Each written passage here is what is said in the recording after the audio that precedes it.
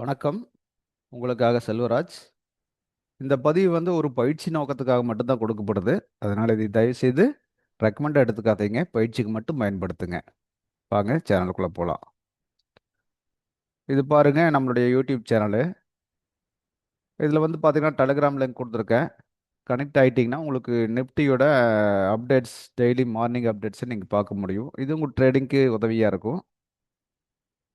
அதே புதியவர்களாக இருந்தீங்கன்னா இந்த ஃபார் பிகினர்ஸ் அப்படின்னு சொல்லி இருக்கு இல்லைங்களா, இந்த இதை பாருங்க.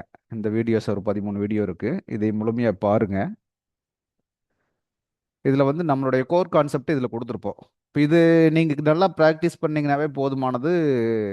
ட்ரேட் பண்ணுறதுக்கு எளிமையாக இருக்கும்.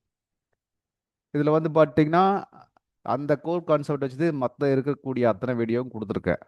அப்போது நீங்கள் இது நல்லா ப்ராப்பராக படிச்சிட்டிங்கன்னா ஆட்டோமேட்டிக்காக ரொம்ப எளிமையாக இருக்குது பயிற்சி பண்ணுறதுக்கு. எதில் வேணாலும் ட்ரேட் பண்ணலாம். நீங்கள் எல்லாமே ஒரு ஸ்டாக்காக பாருங்கள். ஸ்டாக் அல்லது சார்ட்டாக பாருங்கள். ஸ்டாக்கு, இண்டெக்ஸு, ஃபியூச்சரு, கரன்சி இப்படியெல்லாம் பிரித்து பார்க்காதீங்க. சார்ட்டாக பார்த்தீங்கன்னா இது எளிமையாக புரிஞ்சிடும் உங்களுக்கு. வாங்க நம்ம இன்னைக்கு கோல்டு பார்ப்போம். Gold XAUSD. கோல்டு பார்த்தீங்கன்னா ஃப்ரைடே முடிஞ்சிருந்தது, இங்கே முடிஞ்சிருந்தது.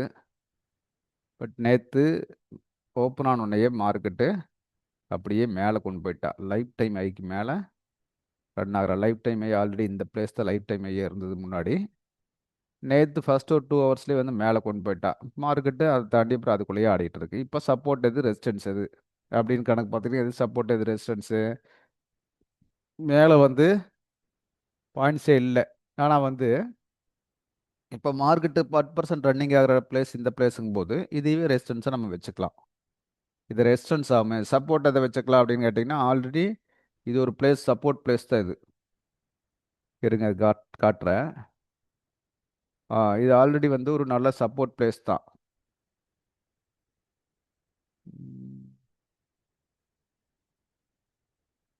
இதுவே ஒரு சப்போர்ட் பிளேஸ் அப்படிங்கும்போது நம்ம இதுவே சப்போர்ட்டாக கூட வச்சுக்கலாம். செகண்ட் வேண்டியதில்லை. இது ஆல்ரெடி முன்னாடி எடுத்திருக்கும் பார்த்தீங்களா, இந்த லெவல்லேருந்து நம்ம சப்போர்ட்டாக கிரியேட் பண்ணி இதான் லைஃப் டைம் ஐயா இருக்குது இது வரைக்கும். அதை பிரேக் பண்ணி போயிருக்கு. அப்போ அந்த லெவலையே ஒரு சப்போர்ட்டாக நம்ம வச்சுக்கலாம். அப்போ கீழே வந்தால் மார்க்கெட் இதை சப்போர்ட்டாக நம்ம கிரியேட் பண்ணிக்க முடியும். மேலே போச்சுன்னா ஃப்ரெஷ்ஷாக இன்னைக்கு வச்சுருக்கோம் பார்த்துங்க, அந்த ஹைக்கு ஏதோ கரெக்டான பாயிண்ட் இருக்கான்னு பார்த்து அங்கே சப்போர்ட்டாக நம்ம வரையணும். இங்கே எங்கே ஹை ப்ராப்பராக இருக்கா அப்படின்னு பார்த்தீங்கன்னா இதை கூட இப்படி தான் வச்சுக்கணும். வச்சு ஒரு ரெசிஸ்டன்ஸ் லைனை மார்க் பண்ணிப்போம். இதான் ரெசிஸ்டன்ஸ் லைனு. இப்போ இது சப்போர்ட் லைனாக இருக்குது.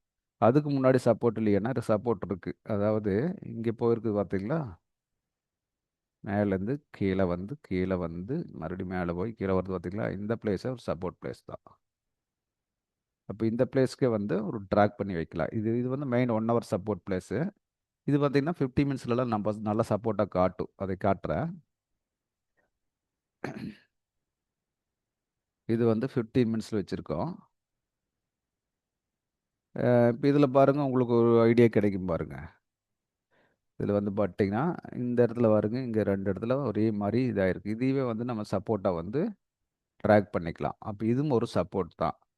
அதாவது நம்ம 1 ஹவருக்காக ஒரு ரெசிஸ்டன்ஸு ஒரு சப்போர்ட் 2 ட்ராக் பண்ணியிருக்கோம். இன்ட்ராடே பண்ணும்போது பார்த்திங்கன்னா இதுக்கு தகுந்த மாதிரி நம்ம கட்டமைச்சுக்கணும். நம்மளுடைய ட்ரேடை கட்டமைச்சுக்கணும். அப்போ இது சப்போர்ட் இல்லைன்னா இதுவும் ஒரு சப்போர்ட் தான். அதாவது இதுவும் ஒரு சப்போர்ட் தான். இங்கிருந்து திரும்பலாம், இங்கே திரும்பலாம். அடுத்து இந்த இடத்துல இருக்குது. இப்போ இந்த மாதிரி சப்போர்ட்டை நம்ம ஒவ்வொன்றா கட்டமைச்சுக்கணும். சப்போர்ட் ரெசிஸ்டன்ஸ் அதாவது 1 ஹவரில் நம்ம பாயிண்ட்ஸ் எடுத்துகிட்டு இந்த ரேஞ்சுன்னு சொல்லி ட்ராக் பண்ணிட்டு சப்போர்ட் ரெசிஸ்டன்ஸ் வரைஞ்சிட்டு அதை வச்சு 50 மினிட்ஸ் 5 மினிட்ஸில் நம்ம ட்ரேடுக்கு எடுக்கணும். அப்போது 50 மினிட்ஸ் 5 மினிட்ஸில் எந்த ரேஞ்சு கிடைக்குதோ அந்த ரேஞ்சை நம்ம பிக் பண்ணி பழகணும். இப்போ இங்கே வந்தால் மார்க்கெட் திரும்பும். ஏன்னா ஆல்ரெடி பை ட்ரெண்டில் இருக்கா மார்க்கெட்டு, பை ட்ரெண்டில் இருக்கா. அப்போ இது ஒரு பாயிண்ட்டு, ஸ்ட்ரகிளிங் பாயிண்ட்டு. இங்கே வந்தால் திரும்பும், இங்கே வந்தால் திரும்பும் அப்படின்னு நாம தான் கால்குலேட் பண்ணிக்கணும். இப்போ மார்க்கெட் அங்கே வந்தால் திரும்புதானா, திரும்பும், டெஃபினட்டாக திரும்பும். இதை பயிற்சி பண்ண தான் உங்களுக்கு புரியும். மெதுவாக பயிற்சி பண்ணுங்க, அப்போ தான் உங்களுக்கு நல்ல ஒரு ஐடியா கிடைக்கும். M6ல கோல்டு என்ன ரேட், எந்த ரேஞ்ச் இருக்கு? அது போயிட்டா 10 கிராம்ஸு 142 போயிட்டா, எங்கேயோ கொண்டு போய் நிறுத்திட்டான். லைஃப் டைம் ஐ வந்து 140 இருந்தது, நேற்று வந்து 142 47 வரை கொண்டு போய் நிறுத்தியிருக்கான். நல்ல ஒரு ஹை. எங்கே போய் நிற்க போகிறாங்க தெரியல.